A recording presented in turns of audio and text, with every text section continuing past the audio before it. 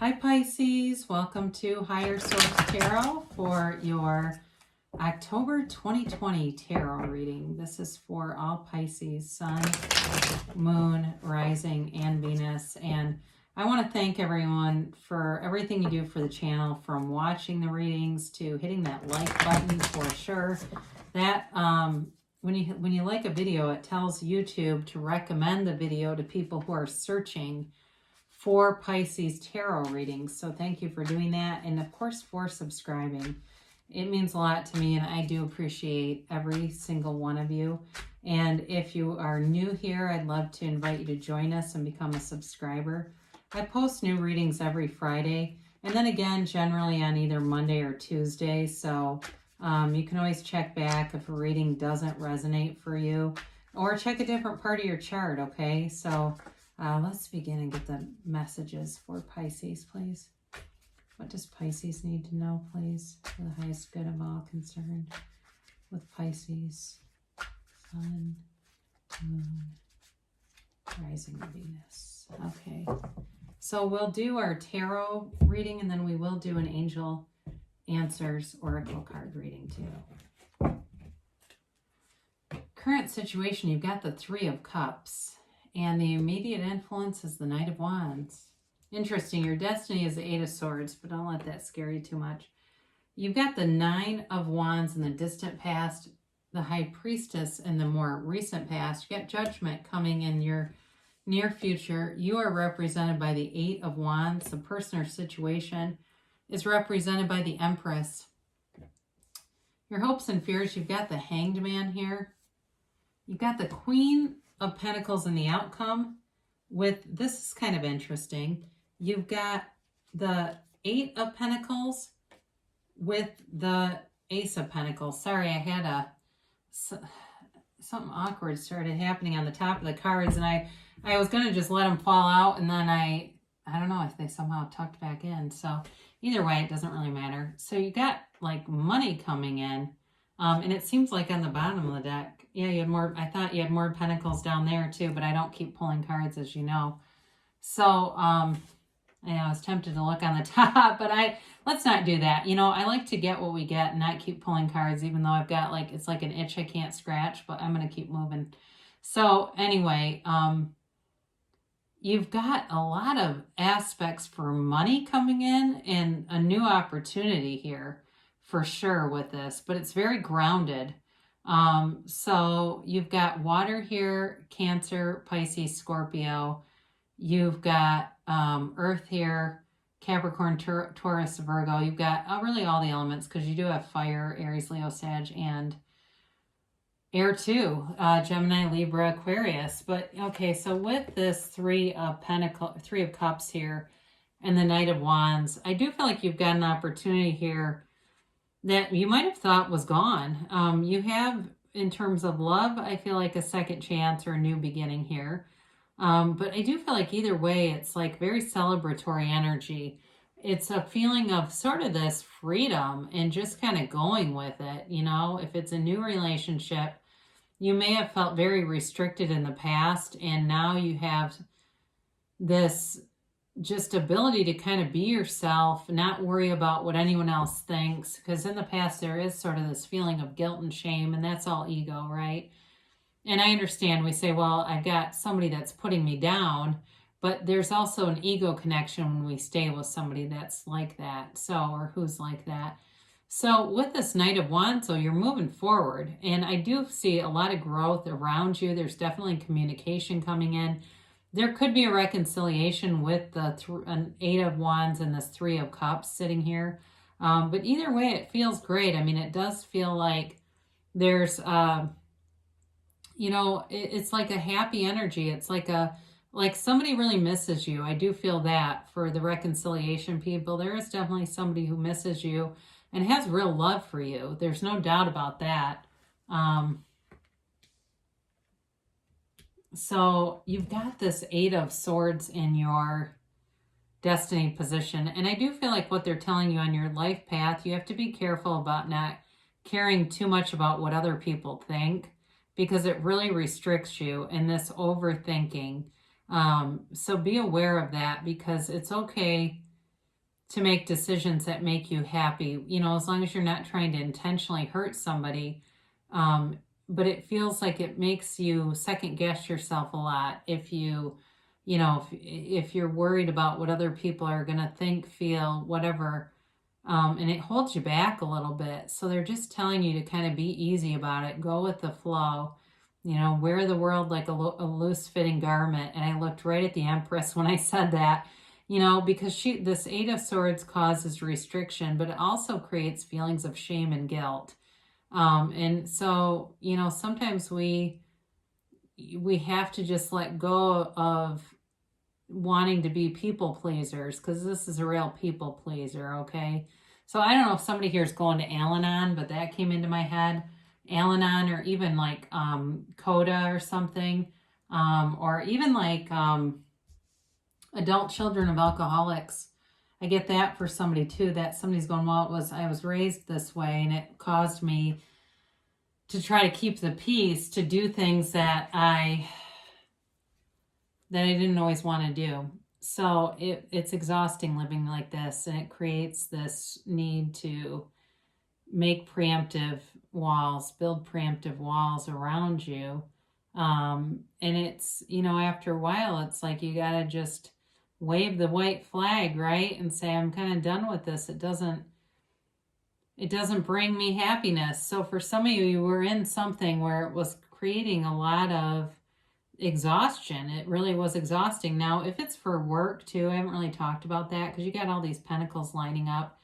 If it was for work, you may have been in a system too where you were putting in a lot of effort and it just wasn't paying out. And certainly this could have been upended by the pandemic and really set you free. Because sometimes, you know, we don't want to, yeah, you do have the Hangman. We don't want to let go of something, but the Hangman says surrender to win. We don't want to let go of something, and trust me, I mean, it's like I don't let go of anything without leaving claw marks on it, right? And so, but when it's removed for us, sometimes God or the universe does for us what we won't do for ourselves. So in the more recent past, you got the High Priestess, and they're just telling you to be true to yourself. Stay true to yourself, and that's threaded throughout this reading. So, you know, this card is historically about a character called the Pope of Joan, and it's a woman who dresses like a man so she can be a priest, and so, or a pope. So the High Priestess is a card of passivity, but it can be a card of compromising. So be aware of that, because you don't have to do that. You know, you really don't. And with Judgment here, this is coming towards you. This is an opportunity, though, to really let go of anything at all that constricts you. I mean, it's a great energy considering that Eight of Swords is here. It's a very mature energy, too. And so it really is about sort of, it feels like this rite of passage where you learn about yourself. And when you know yourself, you know the universe. And things become effortless. And it just becomes easy to make decisions. And here you go, you know, so if you've been indecisive, you're getting into an energetic place where you have a higher vibration, where it seems like things are effortless, they're easier, things seem to just line up. So it's time to really just let go of the past and get on with the future. And this is truth and understanding. It's really breaking free from other people's expectations of you. There's total freedom here. I mean, anytime you have cards like this where they're unclothed, the characters are unclothed, they're telling you there's this freedom. So any limited understanding or limited beliefs are being removed. You're letting go of all the resistance. You are truly releasing resistance with this.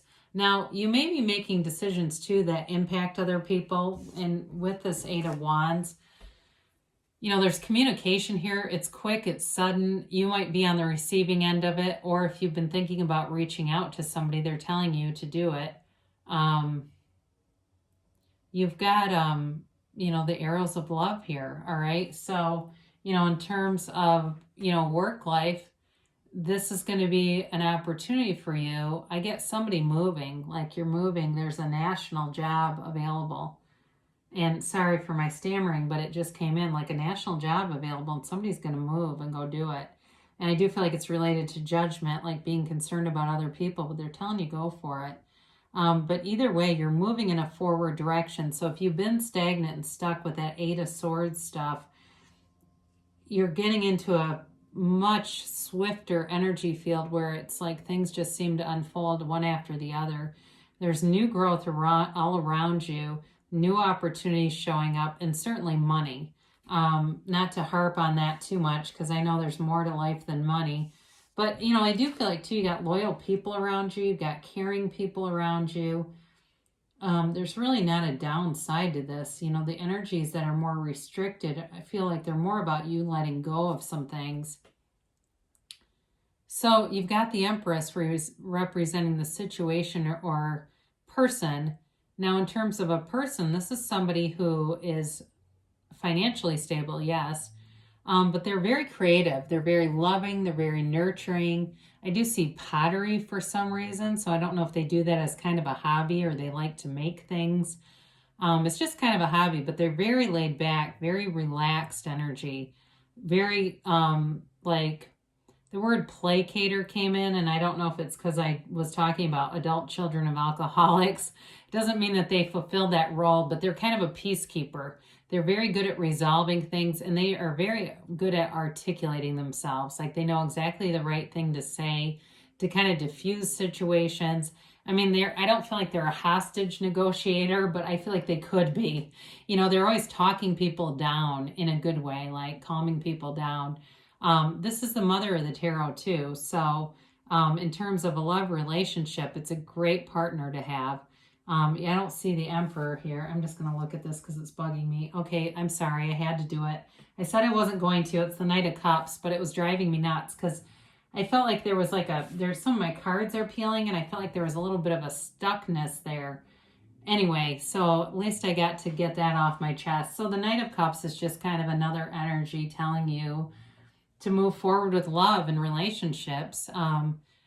You know, this is also the female creator of the material world. And it's kind of interesting because these two are very similar energetically. All right. It's stability, it's groundedness, very earthy energy for both of them. But look at all this growth around them. And it's like new opportunities start to show up and they're telling you, go for it.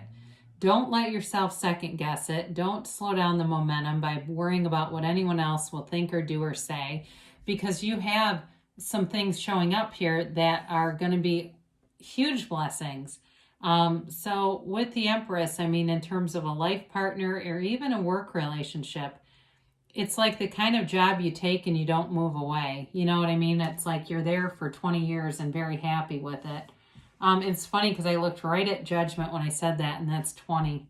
So you got the Hanged Man here, and this is, you know, surrender to win, I mentioned, but it's changing your perspective on something. So for those of you that there's a reconciliation, that Three of Cups was important to you, you know, and let the cards speak to you too in a reading, okay? Let yourself resonate with certain pictures, cards, because it's your reading. So, you know, if that Three of Cups comes in and you say, I'm here for reconciliation, just allow the reading to unfold. And if you get different messages than I give in the cards, that's also okay. But with the Hanged Man, it's looking at something differently. It's opening your mind. It's being open to situations and just kind of going with the flow. And, you know, it is not, though, interestingly enough, though, I wouldn't say this is a stagnant energy. It really is about opening up and allowing new things to come in. And again, seeing opportunities and being able to see the world a little differently. So before we talk about these two, let's talk about her again. You know, the Queen of Pentacles it's like this feeling of you getting success and feeling really proud of what you've done. So especially with the Eight of Swords here, if you felt condemned in the past or really put down, you're going to have somebody who really acknowledges you for the things that you bring to the table, if it's work, and even in a relationship, somebody that sees your value, sees your, I gotta say that again, they really see your value and they value you. Okay, it's much like the way she looks at that pentacle in such an admiring way. This person admires you, and you know, the only thing with this, because there's like a true happiness and peace, especially at peace with material stuff here. Um, but she can be a little bit of a perfectionist. So just kind of go easy on yourself, because you also have the Eight of Pentacles here and the Ace, but the Eight of Pentacles is very focused. Okay, both of these are very focused energies. So just be aware of that so that you don't, if something doesn't go exactly how it's planned, it's okay. You kind of let yourself off the hook each day. With the Ace of Pentacles, though, you got a new opportunity, and it's big time in terms of money. You know, if there's some kind of a job opening, it's time to seriously consider it, because this is a new chapter. It also could be a new chapter in love, though, too. I mean, either way, it's a new opportunity and it's new resources. So there's nothing limiting you with this energy. There really is nothing that you can't have, do, or be. You are a deliberate creator. You are creating your own reality.